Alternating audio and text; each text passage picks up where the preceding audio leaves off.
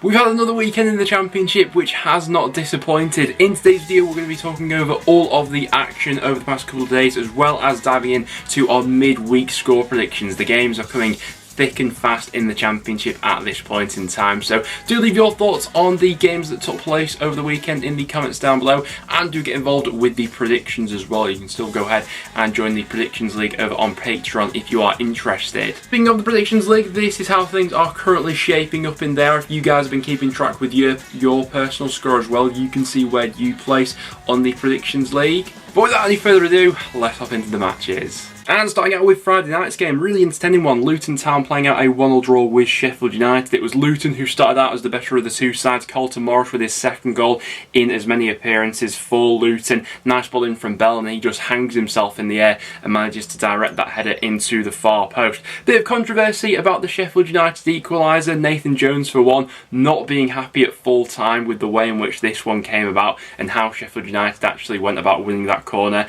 There was Sander Berge who was in an offside position, followed by potentially a couple of fouls in the build up to that one, but Ollie McBurney getting on the end of it, and you can see just how much that goal actually meant for him, given the ridiculous goal drought that he'd been on up until that point. Yeah, scoring in front of the away end clearly meant a lot to McBurney in that one. From that point onwards, Sheffield United couldn't quite get that momentum going for themselves, and probably it was Luton who looked like the more likely to go on and win this game, but there were still chances from either side. Obviously, with Sheffield United's point of view, losing Foderingham in the second half didn't help things either, but a 1-1 draw, entertaining match, albeit Nathan Jones wasn't all too happy come full time given some of the decisions that went against them. Next then to the Stadium of Light for Norwich 1, Sunderland 0. Not the ideal preparation for Sunderland heading into this game, given the Alex Neil news which have broken previously. I did do a video on that if you've not already gone ahead and seen it. My thoughts on Alex Neil walking out on Sunderland to go ahead and join Stoke City. That has since been confirmed. So not ideal preparation coming into this one, but to be fair to Sunderland, I actually thought they looked really good throughout this one, and for a lot of this game looked like the more threatening side. I don't for the life of me know how they didn't take the lead in this game. You know, several moments in the first half, the second half as well, sort of last-ditch clearances and blocks from this Norwich side. Sunderland hitting the post and crossbar and going close on a number of occasions, but when Norwich carry the attacking quality in the final third that they have, you just know they only need a moment or two to go ahead and unlock you. In the end, it's that cutback from Ramsey and Josh Sargent who's found a real vein of form in the Championship so far this season, which is the difference between these two, and Sunderland really punished despite how good they actually look. So yeah, tough one to take, I'm sure, for Sunderland given how they played for this one, and Norwich, great result on the road considering they weren't really at their best. And speaking of Alex Neil, he was in attendance at Ewood Park and saw his new side beating Blackburn Rovers by 1-0. Good stuff on the road here from Stoke City. Baker's goal being the difference between the two sides, and this guy just does not score tap-ins, does he? Several goals from outside the box last season, and what a strike, a goal worthy of winning any game for his one outside the box in this one. Blackburn, more frustration really given the recent results. Obviously, I do think that the way in which Blackburn started the season, you know, over those first three games, did somewhat cover over some cracks in the performances. If we dive a little bit deeper into the numbers at Rovers so far this season, shots per 90, Blackburn are currently bottom of the Championship table, and shots on target per 90, they're well bottom of the table. Just 2.2 they're taking per game at the moment. The next lowest is Huddersfield on 3, and that's quite the gap to go ahead and bridge. Obviously, Blackburn fantastically clinical at the start of the season, but as that has dried up, still the speculation over Barrett and Diaz. Yeah, maybe there are a few more holes in this Blackburn side than we initially thought. And it's Blackpool who are bringing the goals in the Championship at the moment. Two back-to-back 3-3 draws. A 3-3 played out between Blackpool and Bristol City at Bloomfield Road in this one. Josh Bowler continuing his hot streak to the season with a strike after 7 minutes to give Blackpool the lead. Not just the goals that he brings to this Blackpool side, but his overall play I think is absolutely massive and will be sorely missed should an irresistible offer come in for him on deadline day. Last season he topped the Championship rankings in terms of successful dribbles, and he's already way on top of that list so far this season in the Championship. Bristol City, more of what we generally come to expect from them over the past year or so under Nigel Pearson. Some great stuff going forward, but defensively pretty slack. I thought that Grimshaw had a little bit of a nightmare for Bristol City's third goal in particular, but some of Bristol City's setups and defensive play was a little bit questionable with how easy Blackpool were getting in at times. So yeah, another classic 3-3 draw being played out at Bloomfield here. And next up then to another goalless draw for North End, 0-0 between Cardiff and Preston. This is a bit getting beyond the joke at this point in time, but I think in terms of performances and how they go, you know, I'd spoken up until this point how Preston have got quite unlucky actually with these 0-0 draws, and we should have been in the goals a little bit more. I don't think that was the case for this one. I think this was probably our worst performance of the season, and Cardiff very much in the ascendancy. However, saying that, I thought that our defensive setup and structure was still pretty solid for this game. You know, we did limit Cardiff to pop shots from outside the box and things like that, keeping those chances down to relatively low expected goals and things like that. So even if we're not playing well, we are at least grinding out results at this point in time. But it's all evidently clear that we are in need of quite a bit more in the final third. The closest we went to scoring in this one was Kipre almost putting in the ball into the back of his own net, but apart from that, it was Cardiff who were really in the ascendancy for this one, but we just managed to frustrate them and grind out that 0-0 draw in the end. So in isolation, once again, it's not a bad point on the road. It's just frustrating given all the other goalless draws so far this season. But the positive to take from this one is we're 6 game weeks into the season now and we've still not conceded a goal. Next then we had a 2-2 draw played out between Huddersfield and West Brom. Quite a lot of drama in this game. First of all, how good is Tino Anjorin? The sweetness of that opening strike was absolutely unbelievable. He's then able to capitalise on some slack West Brom defending for the second goal, and Huddersfield well within the ascendancy early on in this game. It did feel like it took those opening 2 goals for Huddersfield to go ahead and wake West Brom up in this one, and once they clicked back up into gear, they did create plenty of chances. Jed Wallace obviously getting that goal back before half time. He then scores the equaliser, and the controversial point comes in the second half when, I think if we've all seen the replay back, West Brom denied a blatant penalty in that second half, and it is decisions like that which ultimately make all the difference. So yeah, a little bit of a funny one in the end. Given that Huddersfield had the 2-goal lead in this one, they'll probably take the point coming out of this game, considering how things went after that, and maybe to be quite fortunate to have not given away that penalty as well. So a little bit frustrating from West Brom's perspective with that officiating and the fact that they started this game so slowly. Coventry are now the only Championship side to be winless in the league up until this point. Obviously they do still have a little bit of catching up to do in terms of them having more games to play with those postponed home matches that they've had, but not been a great start to the season for the Sky Blues, and Hull were able to capitalise on some pretty slack defending throughout this one. Estupinan with a hat-trick of poachers goals really, all 3 of them coming pretty much on the goal line, and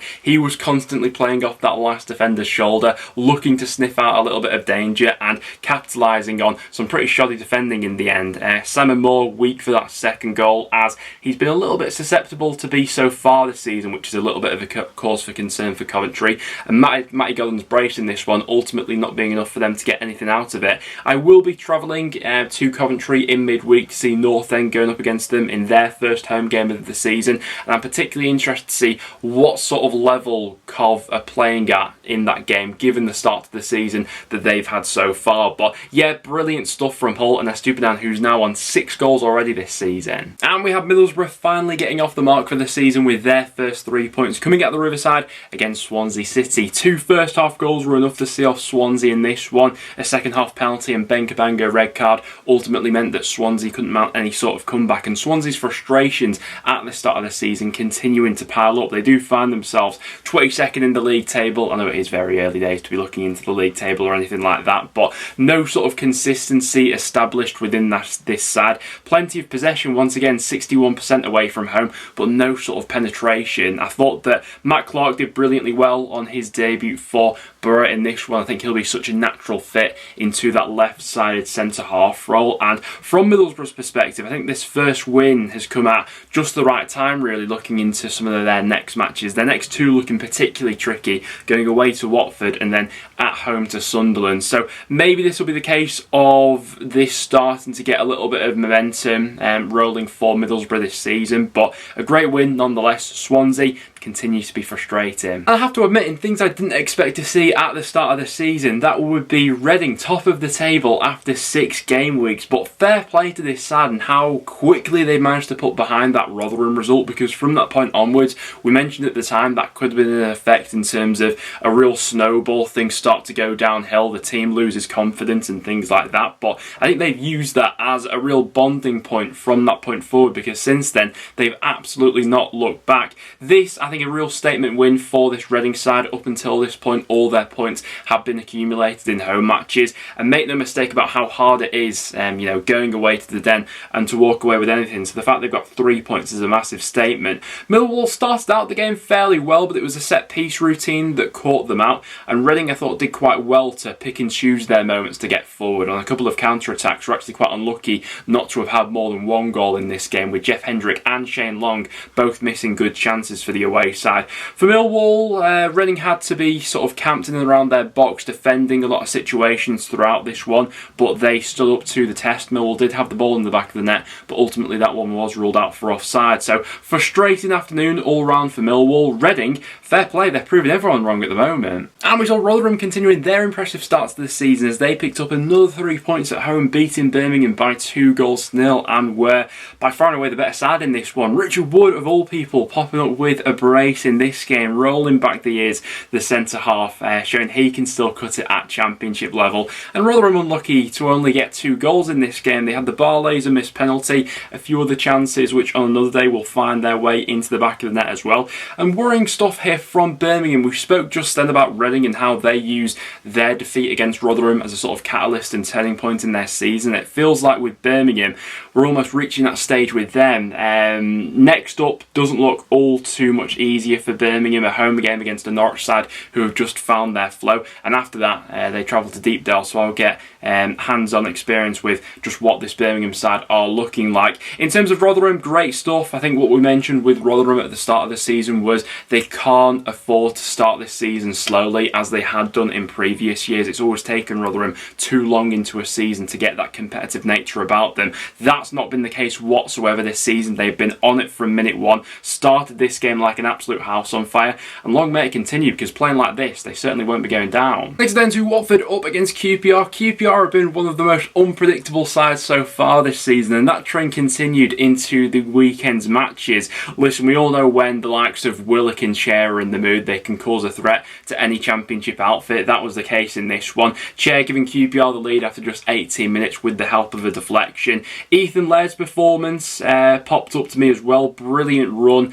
from that right back position and assist for the second goal into Willock. I think he'll be a really popular player at QPR this season, and that dynamism that he'll offer them off that right hand side. For Watford as well, a little bit unpredictable in terms of team selections at the moment. A few days ago we all thought that João Pedro and Sarr were the next players to be going out the door. They both started in this game, so I don't think we can make a definitive opinion on what Watford will be like until the end of this transfer window and when we do get over the line on deadline day, so we can properly assess what their squad will be looking like going forward here. But yeah, QPR had their moments to attack and certainly took full advantage. And then we have Burnley smashing Wigan by 5-1. I think that Vincent Kompany's side were somewhat scarred by last time's outing against Blackburn, given the position that they found themselves, 3-1 up in that game. They weren't willing to take any chances in this one and wanted to get it killed off, and they absolutely did that, putting 5 goals past Wigan. Ultimately, the scoreline maybe was a little bit harsh from Wigan's perspective. Burnley scored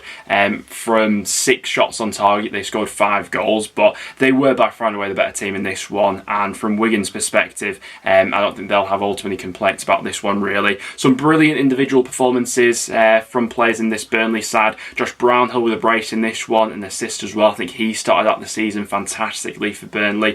Teller as well also caught the eye, and Bastien in midfield as well. So yeah, some brilliant individual performances from this Burnley side, and it does feel like it is starting to really click in terms of that fluidity, having a little bit more penetration with their passes in the final third now as well, and that's been seen by the goals they've scored over these last couple of matches. For Wigan, I think they'll dust themselves down and go again. Ultimately, their first loss of the season was always going to come at some point. Maybe they weren't expecting it to happen in such a brutal fashion against Burnley.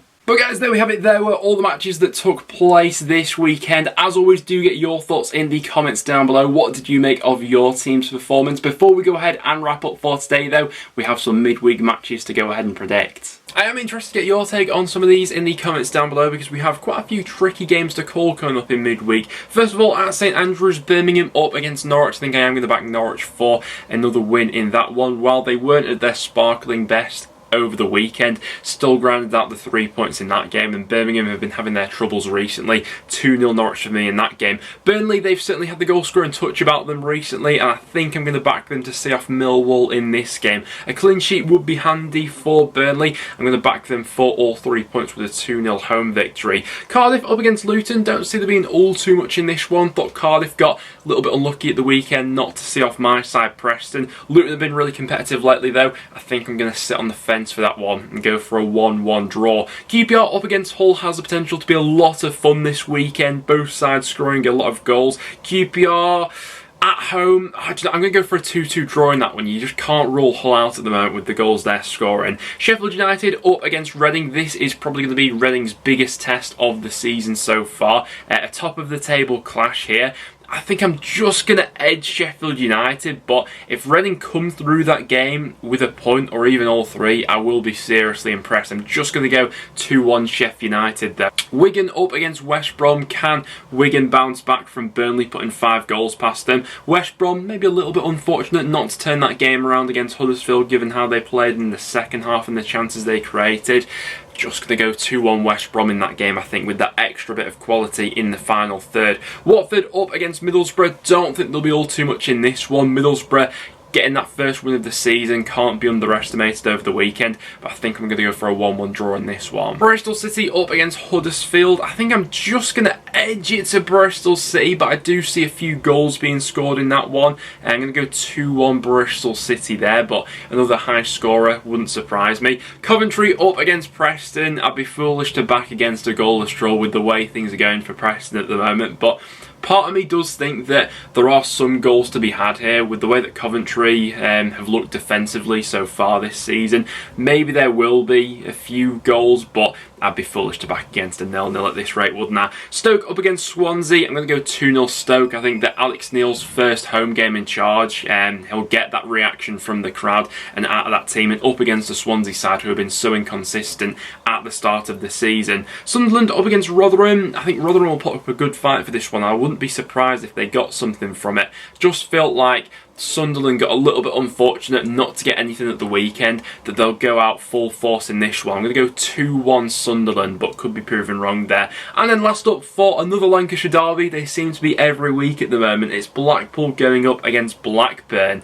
I think that going off current form, it's probably Blackpool who I'm going to be backing for this one. I'm going to go 2-1 to the home side. They've certainly shown that goal scoring touch, and with Blackburn falling off in the recent weeks, yeah, I'm going to go 2-1 Blackpool in that one. So those are my midweek score predictions. As you can see to the side of me, do get your thoughts in the comments down below for what you see happening in midweek. Well, apart from that guys, that will now wrap it up for today's video. If you did go on to enjoy, make sure to leave a like and do get in the comments down below and get your score predictions and leave your thoughts on your team's performance this weekend. Apart from that though guys, thanks for watching and I'll see you all in the next one.